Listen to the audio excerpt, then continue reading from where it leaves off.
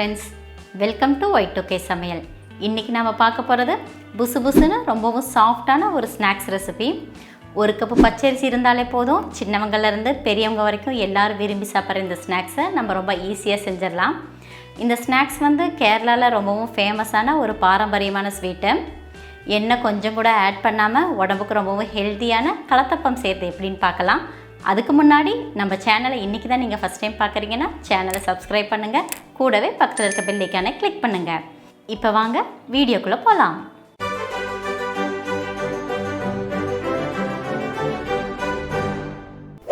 கலத்தப்பம் சேர்க்க ஃபஸ்ட்டு ஒரு பவுலில் 1 கப் அளவுக்கு பச்சரிசி எடுத்துக்கலாம். நான் கடையில் வாங்கின பச்சரிசியை யூஸ் பண்ணியிருக்கிறேன். இதுக்கு பதிலாக நீங்கள் ரேஷனில் கிடைக்கிற அரிசியை கூட யூஸ் பண்ணிக்கலாம். அரிசியை ஒரு டைம் நல்லா கழுவிட்டு 4-5 மணி நேரம் போல் ஊற வச்சு எடுத்துக்கணும். அடுத்தது ஊற வச்ச அரிசியில் தண்ணியெல்லாம் நல்லா வடிச்சிட்டு அதை ஒரு மிக்ஸி ஜாருக்கு ட்ரான்ஸ்ஃபர் பண்ணிடலாம். அரிசி எந்த அளவுக்கு ஊறுதோ அந்த அளவுக்கு நம்ம செய்கிற கலத்தப்பம் நல்லா சாஃப்டாக வரும்.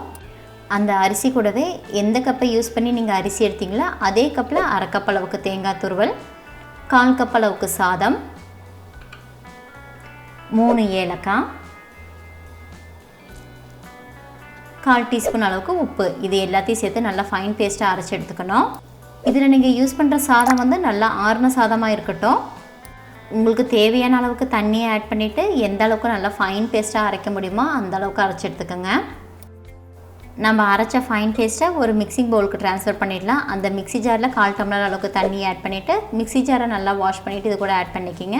கூடவே 1/4 டீஸ்பூன் அளவுக்கு சமையல் சோடா ஆட் பண்ணிவிட்டு ஒரு டைம் நல்லா கலந்து விட்டுக்கோங்க. இந்த பேட்டரை நல்லா மிக்ஸ் பண்ணதுக்கப்புறம் ஒரு 5 நிமிஷம் போல் அப்படியே ஊற வச்சிடலாம். நம்ம செய்கிற இந்த கலத்தப்பம் நம்ம நார்மலாக வீட்டில் செய்வோமில்ல பணியாரம், அதை விடவே ரொம்ப சாஃப்டாகவும் இருக்கும், டேஸ்டியாகவும் இருக்கும். அடுத்தது ஒரு பேனில் 1 டீஸ்பூன் அளவுக்கு நெய் ஆட் பண்ணிக்கலாம். நெய் நல்லா சூடானதுக்கப்புறம் 1/4 கப் அளவுக்கு தேங்காவை சின்ன சின்னதாக கட் பண்ணி இதில் ஆட் பண்ணி நல்லா வறுக்க ஆரம்பிச்சிடலாம். தேங்காவை வறுக்கும்போது அடுப்பை ஹை ஃப்ளேம்லேயே வச்சு வறுத்துக்கோங்க. நெய் வேண்டாம் அப்படின்னு நினச்சிங்கன்னா நெய்க்கு பதிலாக நீங்கள் 1 டீஸ்பூன் அளவுக்கு தேங்காய் நெய் யூஸ் பண்ணி கூட தேங்காவை வறுத்து எடுத்துக்கலாம். நம்ம வறுக்கிற இந்த தேங்காய் நல்லா கிறிஸ்பியாக மாறும். அது வரைக்கும் கண்டினியூஸாக நம்ம வறுத்துட்டே இருக்கணும். அதுக்கப்புறம் அது கூட 1 டீஸ்பூன் அளவுக்கு கருப்பு எண்ணெய் சேர்த்து நல்லா வறுத்துக்கலாம். நம்ம ஆட் பண்ண தேங்காவோட கலர் நல்லாவே சேஞ்ச் ஆக ஆரம்பிக்குது. இந்த அளவுக்கு இதை வறுத்தாலே போதும். இந்த ஸ்டேஜில் இது நம்ம அடுப்புலேருந்து இறக்கிடலாம். அடுத்தது நம்ம கலத்தப்பம் செய்யறதுக்கு தேவையான சுகர் சிரப்பை ரெடி பண்ணிக்கலாம். அதுக்கு ஒரு பேனில் 1 கப் அளவுக்கு வெல்லம் எடுத்துக்கலாம். நீங்கள் எந்த கப்பில் அரிசி எடுத்தீங்களோ அதே கப்பில் 1 கப் அளவுக்கு வெல்லம் எடுத்துக்கோங்க. அது கூடவே 3 டேபிள் ஸ்பூன் அளவுக்கு தண்ணி ஆட் பண்ணிவிட்டு வெல்லம் நல்லா கரையிற வரைக்கும் கண்டினியூஸாக நம்ம மிக்ஸ் பண்ணிகிட்டே இருக்கணும். அடுப்பை மீடியம் ஃப்ளேமில் வச்சு வெல்லத்தை நல்லா கரைச்சி எடுத்துக்கோங்க. ஏன்னா நம்ம அடுப்பை ஹை ஃப்ளேமில் வச்சோன்னா வெல்லம் நல்லா பொங்கி வர ஆரம்பிக்கும். நம்ம ஆட் பண்ண வெல்லம் நல்லாவே கரைஞ்சிருச்சு. இந்த ஸ்டேஜில் நம்ம அடுப்புலேருந்து இறக்கிட்டு நம்ம ஆல்ரெடி மிக்ஸ் பண்ணி வச்சுருக்கிற மாவில் டைரெக்டாக இதை ஆட் பண்ணிக்கலாம். நீங்கள் வெள்ளைப்பாகை ஆட் பண்ணும்போது வடிகட்டி ஆட் பண்ணிக்கோங்க. வெள்ளைப்பாகில் இருக்க நுரையெல்லாம் அடங்கினதுக்கப்புறம் சூடாக இருக்கும் போதே மாவில் நீங்கள் ஆட் பண்ணி நல்லா மிக்ஸ் பண்ணிக்கணும். அடுத்தது நம்ம வறுத்து வச்ச எள்ளையும் தேங்காயும் இதில் ஆட் பண்ணிக்கலாம். தேங்காய்க்கு பதிலாக நீங்கள் முந்திரி இல்லைன்னா வேர்க்கடலை இந்த மாதிரி ஏதாவது ஒரு நட்ஸை கூட வறுத்து ஆட் பண்ணிக்கலாம். நம்மளுக்கு தேவையான பொருளெல்லாம் ஆட் பண்ணதுக்கப்புறம் மாவை நல்லா மிக்ஸ் பண்ணி விட்டுக்கலாம். ஏன்னா வெள்ளைப்பாகை நம்ம ஆட் பண்ணியிருக்கனால மாவோடு சேர்த்து வெள்ளைப்பாகை மிக்ஸ் ஆகிற வரைக்கும் கண்டினியூஸாக அதை நம்ம நல்லா கலந்து விட்டுக்கலாம். மாவோட கலர் நல்லாவே சேஞ்ச் ஆகிடுச்சு. நம்ம ரெடி பண்ணியிருக்க மாவு தோசை மாவை விட கொஞ்சம் தண்ணியான பதத்தில் இருக்கணும். கலத்தப்பம் செய்யறதுக்கு நமக்கு தேவையான பேட்டர் ரெடி பண்ணிட்டோம். அடுத்தது நம்ம கலத்தப்பம் செய்ய ஆரம்பிச்சிடலாம். அதுக்கு நான் இன்றைக்கி ஆப்பக்கல்லை யூஸ் பண்ணியிருக்கிறேன். ஆப்பக்கல்ல லைட்டாக நெய் அப்ளை பண்ணிவிட்டு 1 கரண்டி அளவு மாவை ஆப்பக்கல்ல ஊற்றிக்கலாம். மாவை ஆட் பண்ணதுக்கப்புறம் அடுப்பை லோ ஃப்ளேமுக்கு சேஞ்ச் பண்ணிவிட்டு அதை மூடி வச்சு ஒரு 1-2 நிமிஷம் போல் அதை நம்ம குக் பண்ணி எடுத்துக்கலாம்.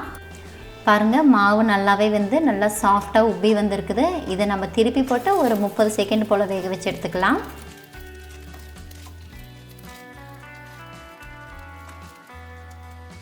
திருப்பி போட்டு வேக வைக்கும்போது லைட்டாக ப்ரெஸ் பண்ணி மட்டும் வேக வச்சாலே போதும். அதிக நேரம் இது நீங்கள் வேக வைக்க வேண்டியதில்லை. 30 செகண்ட்ஸ் ஆகிடுச்சு. மாவு நல்லாவே வெந்துருச்சு. 2 சைடுமே நல்லாவே வெந்து வந்திருக்குது. இந்த ஸ்டேஜில் இதை நம்ம எடுத்துடலாம். இதே மெத்தடில் நம்மக்கிட்ட இருக்கிற எல்லா மாவையும் நம்ம சுட்டு எடுத்துக்கலாம். அவ்வளோதாங்க, நல்லா சாஃப்டான உடம்புக்கு ரொம்ப ரொம்ப ஹெல்த்தியான கலத்தப்பம் நம்ம செஞ்சிட்டோம். இது வந்து ரொம்பவும் டேஸ்டான ஒரு ஈவினிங் ஸ்நாக்ஸு. இது பார்க்கும்போதே தெரியும், லேயர் லேயராக நல்லா பஞ்சு மாதிரி புசு புசுன்னு சூப்பராகவே வந்திருக்குது. அந்தளவுக்கு இது ரொம்பவும் சாஃப்டாகவும் இருக்குது. சின்னவங்கள்லேருந்து பெரியவங்க வரைக்கும் எல்லோரும் விரும்பி சாப்பிட்ற ஒரு ஹெல்த்தியான ஸ்நாக்ஸ் இது.